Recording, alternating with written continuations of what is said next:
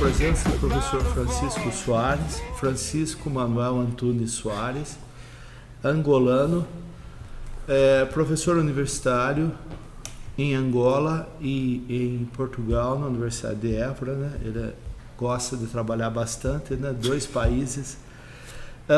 Nós vamos conversar sobre a obra dele, 3 trabalhos em especial, e além disso, inicialmente eu gostaria de dar boas-vindas a ele ao Brasil, à cidade de São Paulo, no portal Cronópios, né? Mais uma vez aqui a gente com o People conversando sobre poesia.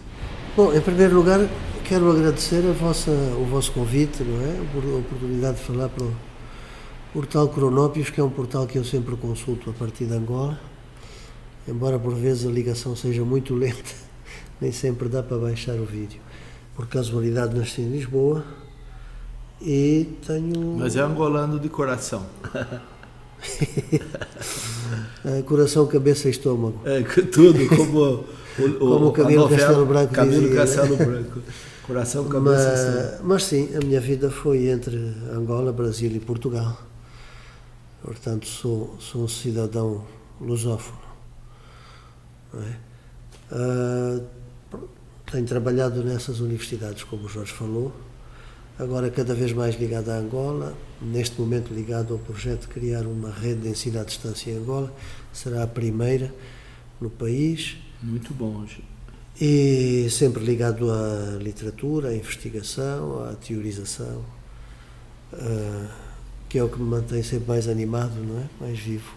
Muito bom. O primeiro livro que eu gostaria de perguntar um pouco mais é Notícia da Literatura Angolana, de 2001, publicado pela Casa da Moeda Impressa Nacional, em Lisboa, um volume enorme de um estudo muito importante. Aí fica, numa leitura que fiz do seu trabalho, fica a impressão de que todo o seu estudo procurou abranger algumas teorias por meio das quais é possível estudar a literatura angolana, dando-lhe um valor de uma obra de um povo com uma cultura própria, mesmo que sofrendo a influência dos portugueses, a semelhança da nossa literatura nos primeiros tempos. A pergunta acho que mais interessante sobre isso são as questões de como ver essa literatura. Qual o melhor instrumento teórico para fazer esse estudo, considerando que há muitas influências e foge ao que normalmente se comenta ou se denomina de cânone europeu, né? O cânone europeu da literatura. Relacionando essa literatura com o seu entorno, que explica estas influências historicamente, não é? Há que levar em conta que todas as sociedades e todos os temas literários só existem em inter-relação, não é? E essas relações são de influências mútuas. Embora em certos momentos a nossa influência sobre os outros tenha sido bem menor, porque estávamos num período muito inicial, digamos assim, de formação. Ainda assim, alguns autores angolanos terão, mesmo nesse período de produção muito escassa e quase aleatória, terão chegado ao Brasil e a Portugal e terão influenciado o Brasil e Portugal, embora isso não seja muito estudado, e eu tentei levantar isso justamente, alguns casos aí na Notícia da Literatura Angolana. Estes sistemas literários são como sistemas culturais e como até, se assim quiséssemos falar, sistemas biológicos em termos humanos, não é? Quer dizer que as pessoas vão se deslocando, vão contactando, vão se combatendo e mesmo quando se combatem vão se misturando. Então quer dizer que, em primeiro lugar, para estudarmos uma literatura angolana e qualquer outra, temos que estudá-la como um lugar de cruzamentos, uma personalidade própria que se gera a partir de confluências diversas, não é? Em vez de estarmos à procura dentro de cada obra do que é específico daqui, do que é específico dali, segmentando a obra e não percebendo o todo que ela constrói, não é? E que faz com que ela surta efeito. Por outro lado, é preciso termos ou convém que tenhamos bem presente, que estamos perante um sistema literário que funciona nas margens, digamos, por um lado, dos sistemas tradicionais, da oratura africana, predominantemente banto, mas também pré-banto e também pós-banto ou para-banto, por exemplo, a oratura portuguesa nunca se leva em conta, não é? E ela também entrou em relação, talvez até mais forte do que a relação literária escrita, entrou em relação com as oraturas banto ali existentes, não é? Há muitos casos disso na história do que podíamos chamar a cultura angolana, não só na margem do sistema das oraturas banto, na margem do sistema literário chamado ocidental, enfim, de raiz europeia, e que funciona numa semiosfera euro-americana, não é? E, portanto, este sistema literário tem que ser considerado justamente como uma negociação de fronteira, não é? Em que o escritor vai adquirindo conhecimentos de um lado e do outro, e aí vai negociando e construindo a sua própria personalidade artística. Teoria da literatura, criatividade e estrutura. Essa obra me parece também bastante inovadora no seguinte aspecto. Ao se colocar em teoria e literatura a questão da criatividade e da estrutura, se pensa teoricamente em outros parâmetros, e além desse aspecto, a todo momento, toda a sua discussão vai chegar até a poesia digital, até a poesia e novas tecnologias. Para mim é outro aspecto também bastante inovador, e até o presente momento pouca gente fez estudo nesse sentido, tanto no Brasil, como em Portugal, como em outros países. Eu estou dizendo a questão de estabelecer as relações entre a teoria da literatura e a poesia digital. Há muitas obras sobre poesia digital, mas não exatamente nessa perspectiva. Eu acho que esse livro tem que circular além de Angola. Bom, obrigado. A base do livro foi o material que eu preparei para as minhas provas de agregação em teoria da literatura em Évora. Sem dúvida, um material polémico, pelo estado de letargia, não é? Pelo estado de letargia em que ainda funciona muita da teoria literária, não só na lusofonia, mas também fora dela. Um dos aspectos que eu estudo aqui é, assim de passagem, mas que é decisivo. Quantos teóricos não pertencem à semiosfera euro-americana? Muito poucos, muito poucos. Então, este livro vem, de certo modo, na continuidade e na ampliação da reflexão teórica iniciada com a notícia da literatura angolana.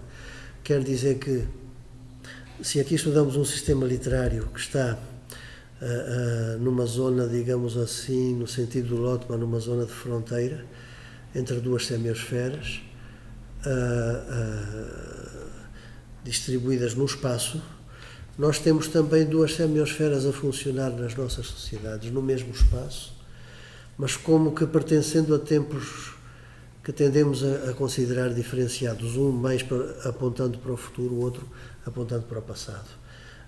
Ou seja, um relativo à literatura tradicionalmente concebida ou classicamente concebida, literatura como cultura da letra, cultura artística da letra através da escrita, e por outro lado, apontando para o futuro, não é? A literatura, todas as transformações, até prefiro usar a palavra poesia em vez da palavra literatura, todas as transformações que a poesia, a prática poética vai sofrendo na sua interação, que tu estudaste no teu último livro, na sua interação, na sua negociação com os processos digitais. Negociações semióticas. Exatamente, negociações semióticas. E não só, que têm que ver também até com procedimentos e limites técnicos muito concretos, como tu também consideraste.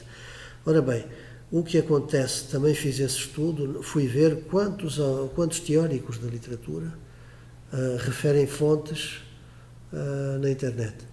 Quantos teóricos da literatura referem a poesia digital, etc. Por aí. Bom, muito poucos. E assim de fugida. Então, quer dizer que a teoria literária ela precisa de ser reformulada profundamente, não apenas pela exploração das zonas de fronteira em termos espaciais, mas pela exploração numa zona de fronteira que é aquela entre a literatura escrita e a literatura digital. Bom, com tudo o que isso implica, computadores, internet, que nos obriga a repensar desde já, e em alguns pontos isso vai coincidir com o que se passa em certas tradições orais, a repensar desde já, por exemplo, o conceito de autor, na medida em que ele cada vez se volatiliza mais. Já práticas como a do surrealismo tinham feito quase desaparecer o conceito de autor, a escrita automática, etc., a do Joyce, das colagens. Bom, mas agora trata-se de um autor cada vez mais coletivo, não é? Para a gente fazer uma poesia em movimento numa tela de computador, quantos autores temos? Não é? Temos vários autores. Pois, por outro lado, podemos construir um motor textual. Quem é o autor? É quem usa o motor? É quem o construiu? São todos? Bom, daria para pensar como se faz no cinema, né? São muitos. Exato, tem quem é o autor, não é? Tem vários pega-se do participantes. realizador, que substitui a figura do autor, mas na verdade aquilo tem ali, ele não é o autor, o realizador, ele é o diretor. Portanto, quase voltamos ao conceito medieval de autor. Há uma equipa que era o scriptorium na Idade Média, não é? E depois tinha o animador desse scriptorium, financiador, geralmente o rei, o nobre, não é? Que assinava. Se tornou mecenas. Afonso X o Sábio, por exemplo, ele não compôs muitas daquelas cantigas, não é? Simplesmente ele era o autor, ou seja, o que alimentava o scriptorium, não é? Que ele tinha montado. Bom, também se articula com processos de composição e recriação e divulgação da arte poética nas tradições orais, em que não se sabe quem é o autor de cada peça, a peça pode ser constantemente reformulada. Ela se torna coletiva, né? Uma criação por interação de certa forma coletiva. Exatamente, com o leitor, não é? Cada um que ou conta a história, ou declama o poema, ou fala o poema, recria. Exatamente. De acordo com os recursos mnemônicos que tem para guardar, então ela se transforma com o passar do tempo. E aqui Walter também Long faz um estudo muito bonito sobre isso. Foi. E aqui também acontece isto, não é? Com a poesia por computador. Também quando ela dá margem de né? manobra para isso ao leitor. E aí está outro aspecto a considerar. Muitas vezes, por causa de certas metáforas, como a do rizoma, não é? Há a tentação de associar, enfim, a filosofia, se assim lhe podemos chamar, ou a metodologia desconstrucionista ou deconstrucionista, pós-estruturalista, ao que se vem passando com a arte poética nestas novas mídias. Porém, não creio que seja por aí o caminho. Porquê? Porque, por um lado, a interatividade é maior, por outro lado, o controle sobre a leitura também é maior. Isto é paradoxal, mas é assim. Eu sei quantos minutos eu vou dar ao meu leitor, não é? Para ele usar, ou sei que mecanismos eu lhe vou dar para ele usar. Portanto, nessa medida eu estou a controlar a leitura. Por exemplo, controlo a apresentação numa tela e sei que se a ligação for lenta leva 10 minutos, vamos supor, ou 15. Se a ligação for rápida leva 3 ou 5. Bom, portanto, tudo isto é muito mais calculável e previsível. Isso lembra a filosofia da composição do Edgar Allan Poe. Ora, exatamente. Como é que é a duração do efeito? A duração do efeito. Fica muito mais nítido o controle sobre o efeito. Com certeza. Em termos de duração. E isso tem a ver com teoria da comunicação, com comunicação das mídias também. Exatamente. Temos que fazer intervir outras teorias que não costumam habitualmente ser consideradas. Teoria da comunicação, por um lado, no lado oposto, a neurobiologia, por causa do funcionamento, a composição das imagens através das redes que o António Damasio chama redes disposicionais, não é? Eu sei que você tem uma produção de poesia visual, poesia digital. A visualidade da cultura angolana é um universo de inspiração e de motivação muito válidos para as suas criações? Por vezes. Sim, eu tenho trabalhado mais com poesia visual. Ultimamente tenho trabalhado mais a partir da fotografia, não é?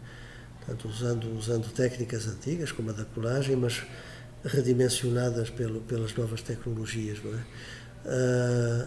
E aí fazer a aproximação entre o sistema da escrita e os sistemas da visualidade, não é?